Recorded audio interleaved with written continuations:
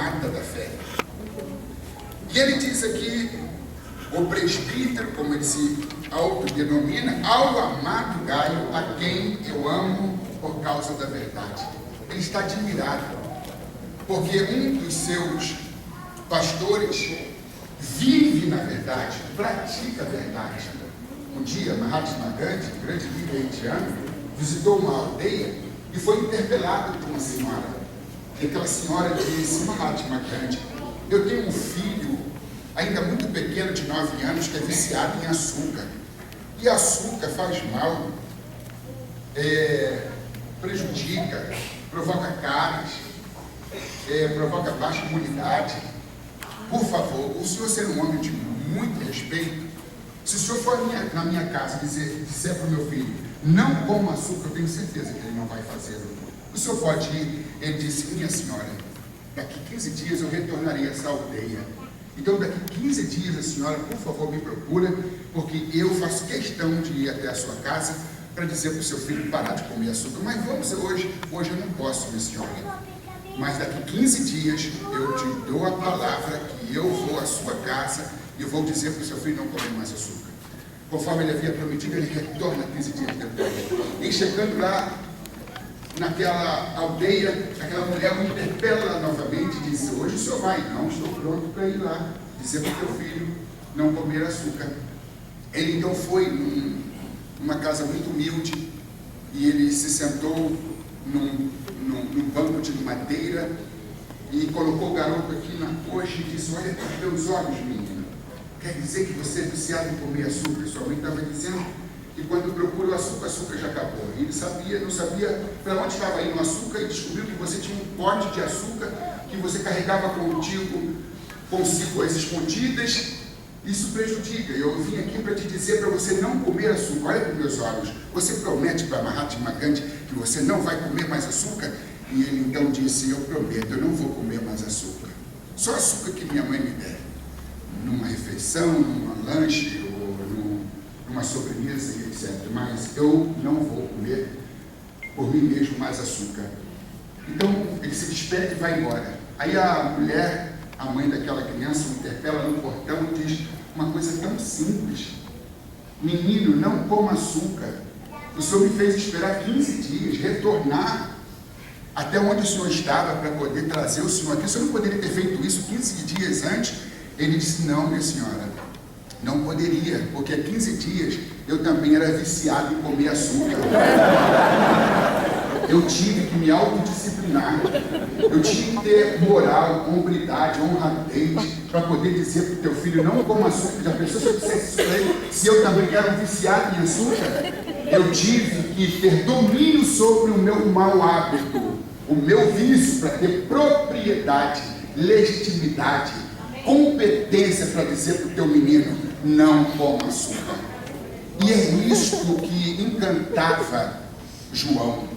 Quando ele olhava para Gaio, ele dizia: ali está um homem que pratica a verdade, que respira a verdade, que vive a verdade.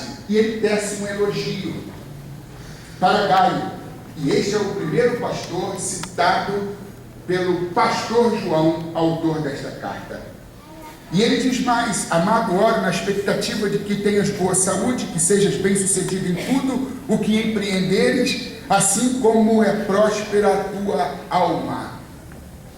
A interioridade, a envergadura interior de Gaio. Ele era um homem que tinha uma alma sadia, era um homem que transmitia Deus. Quando ele falava de Deus, ele confirmava com seu estilo de vida o que estava dizendo. Porque quando a gente é liderado por alguém que tem carisma, mas não tem caráter, a primeira coisa é que a gente se sente atraída pela pessoa carismática, por quem tem carisma. Mas se a pessoa que tem carisma não tiver caráter, depois a gente vai se sentir traída. Primeiro a gente se sente atraído, depois se sente traído. Porque o carisma abre a porta, mas é o caráter que mantém a porta aberta. E aqui nós temos este homem de grande envergadura espiritual, chamado Gaio, que tinha carisma, atraía, e tinha caráter. Ele era um homem fiel, um homem que sabia entrar e sair, deixar a porta aberta. Ele era um homem que tinha musculatura e envergadura espiritual. Era um homem do bem, que exercia o bem. A filosofia de Gaio era fazer o bem faz bem, ser bom é um bom negócio. E ele era uma bênção ambulante de carne, osso, sangue, músculo e pele. A maior bênção é aquela que a gente recebe, a maior bênção é aquela que a gente se torna. E Gaio era uma bênção. E o versículo 3 diz: pois senti extremo júbilo. João, como não bastasse ser um homem pleno de amor, era um homem pleno de júbilo. Há uma tradução que diz gozo, há uma outra tradução que diz alegria. Teilhard de Chardin, um teólogo jesuíta, ele diz que a alegria é a maior evidência da presença de Deus. Agora você imagina um pastor com cara de carranca, mal-humorado, um pastor que dá coice até na sombra, que briga com ele mesmo, não tem ninguém para brigar, ele bate com a cabeça no espelho e diz: eu não te suporto, eu não te suporto. Esse não era o João e nem Gaio, o seu pastor auxiliar. Eram homens que revelavam o rosto de Cristo através da produção do fruto do Espírito. Eram homens plenos de amor, de gozo, de benignidade, de bondade, de domínio próprio, de fidelidade, de integridade, de honestidade e de tantas outras virtudes. Ainda que honestidade não é virtude. Honestidade é obrigação. Tem gente que diz assim: eu sou honesto. Que mérito tem em ser honesto? Isso é coisa de quem honra a calça ou a saia que veste. Ser honesto não é virtude, é obrigação. Dentre tantas virtudes, eles também cumpriam com a sua obrigação de serem honestos. E diz aqui o versículo 4: ora, não tenho alegria. Olha o termo alegria, depois de ter o registro do termo júbilo, que são palavras sinônimas. Eu não tenho outra alegria maior do que esta, saber que meus filhos estão andando na verdade. Ou seja, os discípulos feitos por Gaio estavam aderindo ao mesmo estilo de vida, estavam imitando Gaio e se tornando parecidos com Jesus. É como Paulo disse: sejam meus imitadores como eu sou de Cristo. Aí as pessoas imitavam Paulo, corriam para o espelho e ficavam com o rosto de Jesus, porque Paulo imitava Jesus. Quem imitava Paulo ficava com a cara de Jesus. E quando nós somos liderados por homens como João e como Gaio, nós temos a grande oportunidade de também revelarmos ao mundo, às pessoas, o rosto de Jesus Cristo. E diz aqui o texto: amado, tu és fiel no que estás realizando pelos irmãos.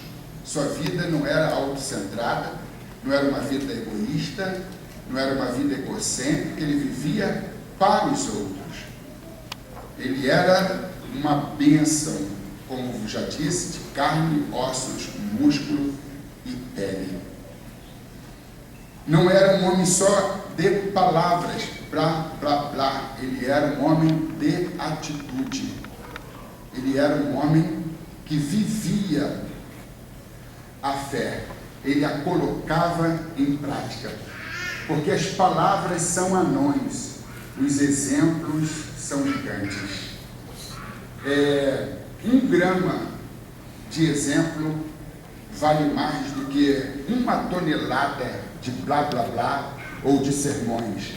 E as pessoas que ouviam a João e ouviam a Gaio e depois atentavam para o seu estilo de vida, para o seu testemunho pessoal, diziam: realmente o que eles ensinam são confirmados, seus ensinamentos são confirmados pela forma como eles nos tratam, a forma como eles vivem. Por isso se tornaram grandes referências na fé. O versículo 6 diz: os quais perante a igreja deram testemunho a respeito deste teu amor. Os irmãos sempre comentavam: João, é um homem cheio de amor. Gaio, se parece muito com João. E quem se parece com João se parece com Jesus, porque João imita Jesus. E as pessoas falavam, tinham alegria, se sentiam honradas de serem pastoreadas, mentoreadas, lideradas por homens do quilate de João e de Gaio. Daqui a pouquinho nós vamos identificar mais 2 outros pastores. Um se chama Diótrefes, o outro se chama Demétrio. Mas vamos lá, vou correr. Versículo 7. Porquanto foi por causa do nome, e o nome aqui está assinalado com caixa alta, porque de respeito a Jesus, ou seja, tudo que eles faziam para a glória de Jesus, pelo nome, para que Cristo fosse glorificado. E Paulo, que também agia dessa forma e pensava dessa maneira, em 1 Coríntios 10, 31, eles quer comais, ou quer bebais, ou façais qualquer outra coisa, fazem tudo para a glória de Deus. Então é pelo nome de Deus, de Jesus, que nós estamos aqui, agradecendo ao Senhor pelos 138 anos, por essa cidade ser uma cidade modelo para o Brasil, por essa cidade ser uma cidade abençoada, e ainda surpreenderá a nossa nação. E diz assim: sendo assim, devemos acolher todos os que forem com eles, para que sejamos também cooperadores a favor da verdade. Em síntese, o que ele está dizendo é o seguinte: João, ele determina que os evangelistas itinerantes, os missionários, eles saiam da sua terra natal, respectivamente, cada um da sua cidade, cada um da sua nação, e que montem uma força-tarefa e visitem a igreja que estava sob os cuidados de Gaio, e ali o ajude nas atividades eclesiásticas. E Gaio recebe esses irmãos, ele providencia lugares para que eles pudessem passar a noite, lugares onde eles poderiam fazer suas refeições, e essa mesma recomendação de hospitalidade e de calor humano e de receptividade em relação a esses evangelistas ou missionários itinerantes foram feitas as mesmas recomendações para Diótrefes. Tanto é que o versículo 9 e 10 diz assim: escrevi à igreja, mas Diótrefes, que aprecia ser considerada a pessoa mais importante entre eles, não nos recebe. Tão bom se parássemos aqui falando de João e falando de Gaio, ou passássemos por cima de Diótrefes, para poder encontrarmos um outro pastor que logo depois é citado, chamado Demétrio, que também era um homem cheio de amor, era um homem cheio de calor humano. João, Gaio e Demétrio, como veremos a seguir, eles eram homens afetivos, mais do que pastores efetivos. Pastores efetivos são aqueles que arregaçam as mangas, são proativos, suam a camisa, estão prontos para qualquer tarefa, eles enfrentam qualquer desafio, são empreendedores e são homens dispostos a seguir em frente para que as adversidades fiquem para trás.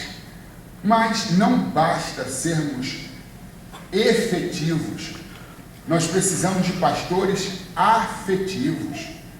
E João, Gaio e Demétrio eram pastores, tanto efetivos como afetivos. Mas nós nos deparamos agora com alguém que de afetividade, calor humano, respeito ao próximo, ele não tinha e não conhecia nenhuma dessas coisas. Ele se chama Diótrefes, é um líder mal-humorado, é um líder egoísta, e como diz o texto, ele queria ter a primazia, ele se julgava a pessoa mais importante. Faltava a este pastor humildade. A palavra humildade vem de humus vem de argila, terra, barro. Pessoas humildes são aquelas que sabem que vieram do pó e que para o pó voltarão.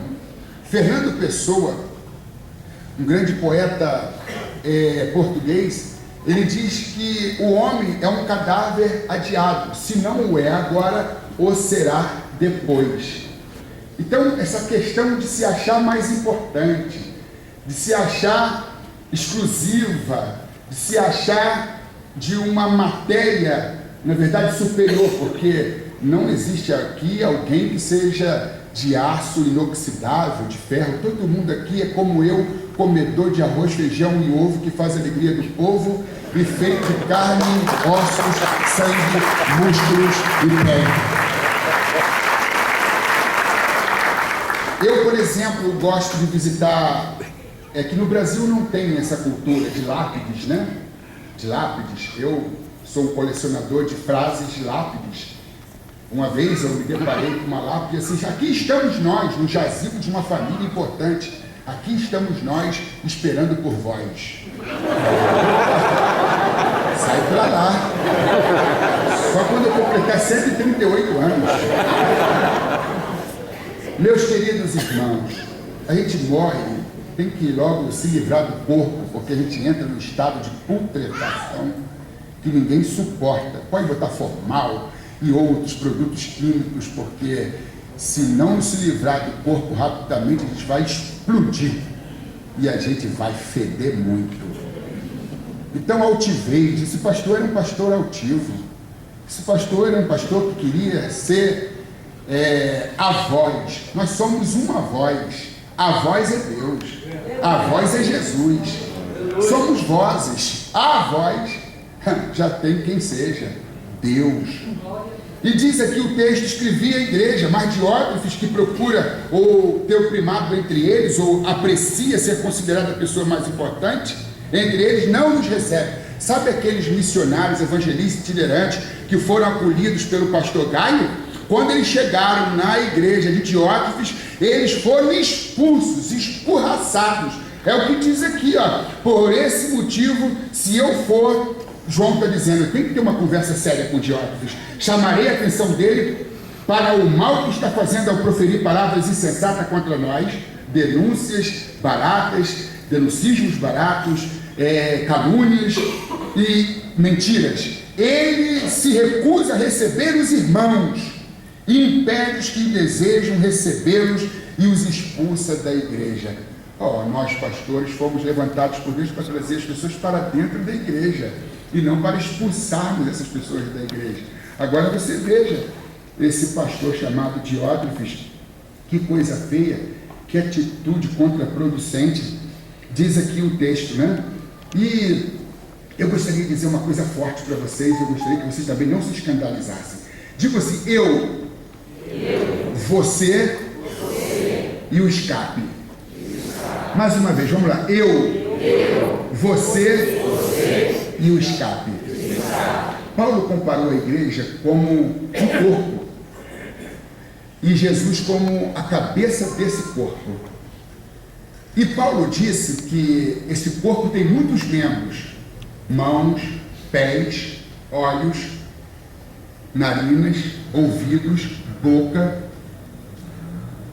E existem também os membros interiores, ou os órgãos interiores: rins, pulmões, fígado, coração. Existem pessoas que ganham visibilidade, existem pessoas que têm popularidade, existem outras que vivem nos bastidores e não são menos importantes do que as que são consideradas famosas, porque os órgãos internos não são menos importantes do que os membros externos. E às vezes a paralisação de um dos órgãos internos, isso implica na paralisação de todos os membros externos.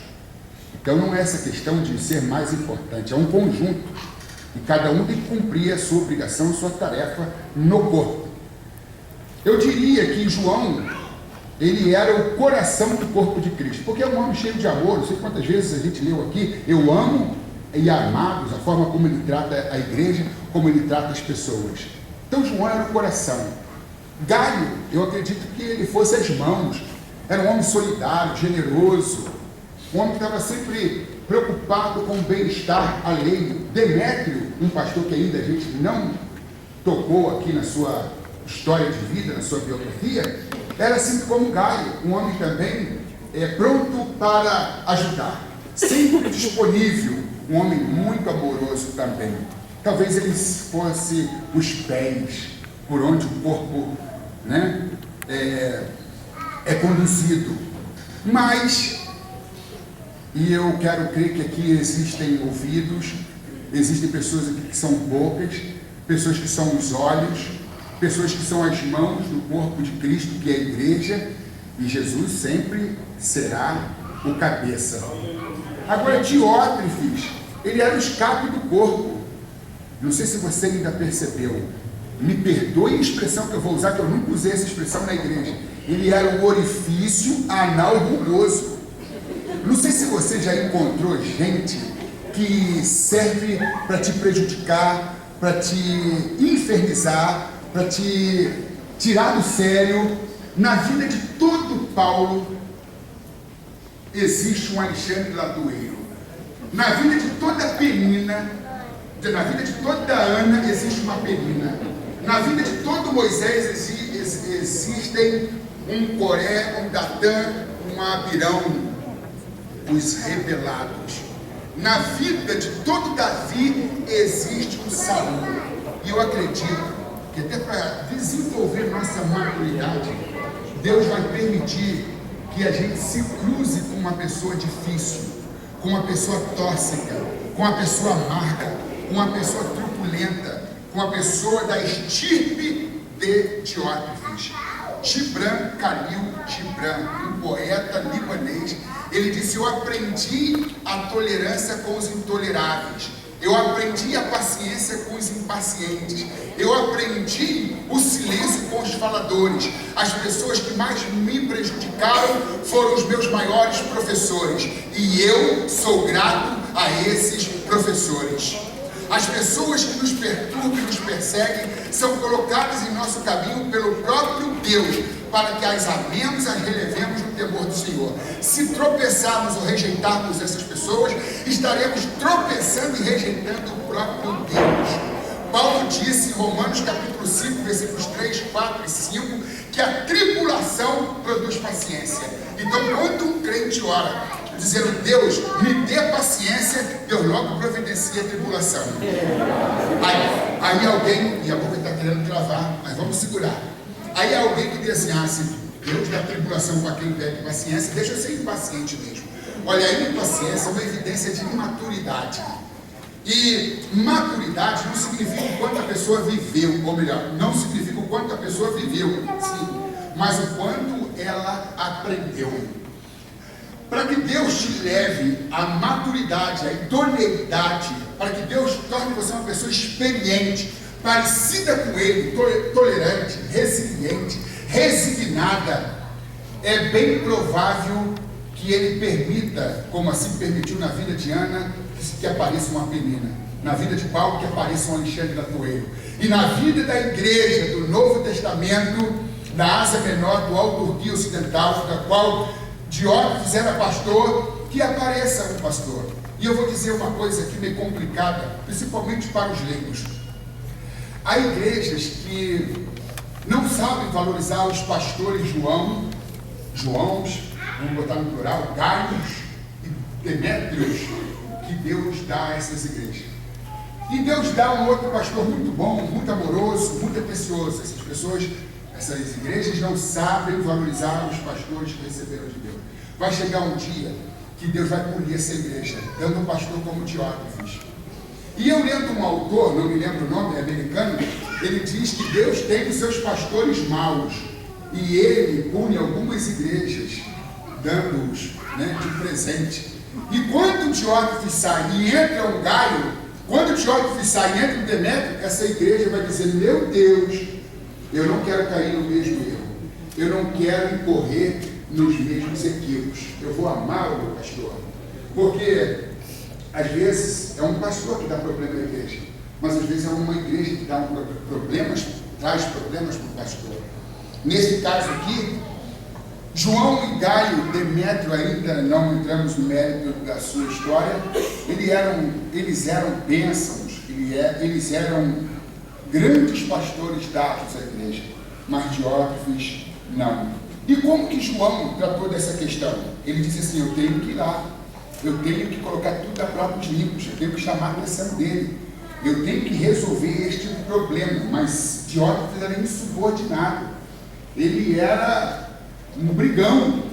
E às vezes numa igreja, nem às vezes é o pastor, às vezes é um regente do coral, às vezes é um diácono antigo, às vezes é algum líder de departamento que se julga o manda-chuva, o dono da igreja. No caso aqui, o Diótrefes, o pastor de uma igreja local na Ásia Menor, é que se considerava o mais importante, se considerava a voz, se considerava um homem cheio de razão.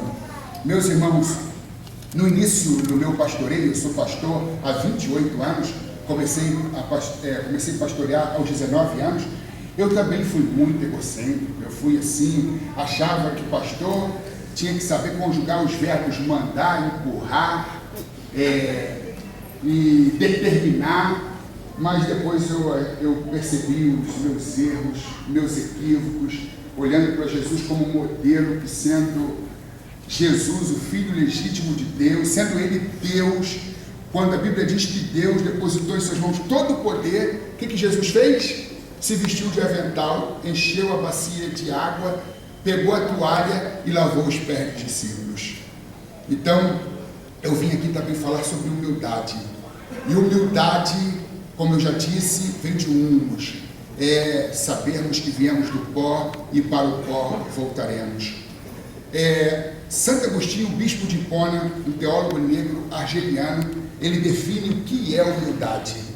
Humildade é a ausência de quaisquer desejo de visibilidade. O que não encontramos na vida de Diótrefes, porque Diótrefes tinha 3 doenças: pulpitismo, ele tinha holofotite, ele era amante dos holofotes, e eu coloquei aqui a 3ª doença, deixa eu ver se eu encontro. O que esse cara sofria além de holofotite, pulpinite, e também sofria de microfonite. Palco, luz, câmera e ação. Aí ele se sentia bem, ele se autoafirmava. A gente não precisa disso, a gente pode representar Cristo fora do púlpito, nos bastidores, nas comunidades, nos lares mais carentes. A gente pode levar a Jesus, o nosso Senhor. Então, citando Santo Agostinho, ele diz que humildade é a ausência de qualquer desejo de visibilidade. Então, esse desejo de visibilidade, de aplausos, de querer ser celebridade, muitas vezes nos afasta da comunhão com Deus, nos torna menos parecido com Deus, porque quem busca a honra se afasta de Jesus. A honra persegue todos quantos fogem dela. A honra foge todos quantos a perseguem. E a honra persegue todos quantos fogem dela. Se Deus tem um chamado na tua vida, se Deus quer te dar publicidade, se Deus quer te tornar você uma pessoa conhecida, se Deus tem algo grande para a tua vida, olha, faça o teu trabalho com despretensiosidade, com humildade e simplicidade, porque o teu dia vai chegar. Operando Deus, quem impedirá? O que é teu e ninguém vai tocar. O que é teu, está reservado. E Santo Agostinho, ele também define a palavra soberba, que é o antônimo de humildade. Soberba é o desejo perverso pelas alturas. Por que perverso pelas alturas? Porque pessoas que para chegar a um determinado patamar, uma determinada posição, fazem de outras pessoas degraus, faz um rastro de sangue, machuca, humilha, arrebenta com meio mundo e diz satisfatoriamente: cheguei onde eu sempre sonhei. Mas olha para trás, olha o mar de sangue, olha quantas pessoas machucadas, quantas pessoas você enganou, quantas pessoas você usou. Então, vitória sem escrúpulo não é vitória. Vitória sem escrúpulo é derrota. Jogue limpo. Procure seguir o exemplo de Jesus, de Gaio, de Demétrio, e não siga o exemplo de Diótrefes. Porque, irmãos, seremos conhecidos como pessoas que resolveram problemas ou como pessoas que foram problemas. Se nós não formos bons exemplos, teremos que se contentar de ser como Diótrefes, uma terrível advertência. E para encerrar aqui, o que a gente aprende de espiritual, de bom com Madonna? Aparentemente nada, né? O que ela tem de evangelho genuíno para poder ensinar, para poder representar? Mas eu fiquei assim, boquiaberto com uma entrevista que ela cedeu. Quando disseram assim: Madonna, qual é a sua maior missão? Ela disse assim: olha, diante de tantos elogios, aplausos, sou ovacionada onde eu chego, são tantas rosas e presentes, cachê estratosférico, câmeras, luz, produção e entrevistas nas maiores redes de televisão do mundo, e tantas flores, e tanta bajulação, e diante de tudo isto eu percebi que a minha maior missão é desinflar o meu ego. E talvez alguém aqui diga assim: eu admiro aquele líder midiático que está na televisão, aquele líder de uma igreja grande. Eu também admiro muitos líderes que têm igrejas grandes, estão na mídia, mas eu não os admiro por isto. Eu os admiro porque eles se parecem com Jesus. Se não se parecem com Jesus, não importa o que tenham, não importa o que tenham galgado, porque o maior líder é aquele que tem o menor ego. Não vale a pena admirar um líder com um ego tão grande. Na verdade, não tem como representar Jesus com um ego grande. Só temos como representar Jesus se nosso ego estiver crucificado com Cristo. João Batista vivia atrás das cortinas. É necessário que ele cresça e que eu diminua. Ele não era a voz, ele era uma voz, e não da multidão, no meio do deserto. Ele era despretensioso. Faça tudo o que você tiver que fazer atrás das cortinas, porque se Deus quiser colocar você no palco, Ele o fará no momento certo. Não force a barra, não precisa mentir, não precisa falsificar, não precisa enganar, não precisa forçar a barra, porque tudo que é feito antes ou depois do tempo de Deus é tempo perdido. Tu terás o teu lugar ao sol, mas saiba esperar, fica na tua, represente Jesus e Ele vai ser o teu defensor. Ele vai garantir o que Ele prometeu, Ele vai cumprir. É só você descansar. E para terminar, algum lutador de judô aqui? Algum lutador de judô? Isso, talvez, não a grande maioria, mas os lutadores dessa modalidade, dessa arte marcial, sabe quem é Jigoro Kano. Jigoro Kano foi quem inventou, foi quem fundou o judô e sistematizou as práticas de defesa, usar a força do inimigo contra o próprio inimigo. Ele tem uma frase que diz: eu não quero adversários fracos, eu quero ter força para vencê-los. E Jigoro Kano, ele diz coisas assim que me marcam muito. Quando ele estava muito doente, foi visitado por um amigo. Ele disse para o amigo assim: meu amigo, eu sei que eu vou morrer, e quando eu morrer, eu quero que você me vista no meu kimono, e eu quero ser sepultado com a faixa branca, com a faixa dos iniciantes, com a faixa dos aprendentes, dos aprendizes. Porque não obstante ter sido fundador do judô, ter criado toda essa estratégia de luta, de defesa, de ataque, eu quero sair desta vida como um aluno. Eu quero sair desta vida como alguém que viveu e aprendeu muito, mas não aprendeu o suficiente. Porque nesta vida a gente estuda e a gente aprende, mas a gente só é diplomado na eternidade. Então, que você saia daqui hoje refletindo sobre tudo que a gente disse, e eu estou com muita dificuldade para poder falar. Imagina, você tem a impressão que sua boca está quebrada.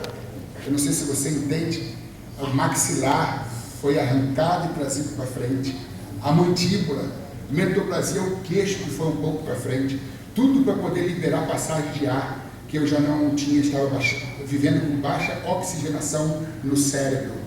E tive paradas respiratórias que poderiam ter lesionado meu cérebro. Fiz vários exames de polissonografia que acusaram, né, a possibilidade de danos, o perigo que eu estava correndo, mas aprove a Deus, me dá saúde, longevidade e com muita dificuldade também de raciocínio, porque quem sofre uma parada respiratória, quando volta ainda com muita dificuldade. Mas é isto. Demétrio, o último pastor ser mencionado por João, é muito parecidíssimo com o próprio João e com Gaio. 3 pastores exemplos e um pastor advertência. Eu creio que você vai seguir o exemplo dos 3 que dão bons exemplos e você vai entender que Teófilo é um bom exemplo a não ser seguido. Seja humilde. Toda boa dádiva, todo dom perfeito vem do Pai das luzes, vem do alto, disse Tiago, em quem, no Pai das luzes, que não há sombra nem mudança de variação. Tudo que eu sou, tudo que eu tenho, livros escritos, igreja que eu presido e tantas outras coisas, tudo veio de Deus, tudo veio dele. Agradeça a Deus por você ter oxigênio nos pulmões, oxigênio no cérebro, batimento cardíaco, pelo sangue que está correndo na sua veia, e se você vive, ele tem propósito, ele quer te usar. Quem ama a vida não desperdiça tempo, porque é de tempo que a vida é feita. Não se esqueça de que o homem é um cadáver de ato, se não é agora ou será depois, mas enquanto você viver, viva para Deus e viva para ser bênção na vida das pessoas. Eu encerro aqui, eu quero agradecer a vocês que me convidaram, aos organizadores do evento, e eu levo aqui boas lembranças e bons sentimentos comigo. Deus abençoe a todos em nome de Jesus.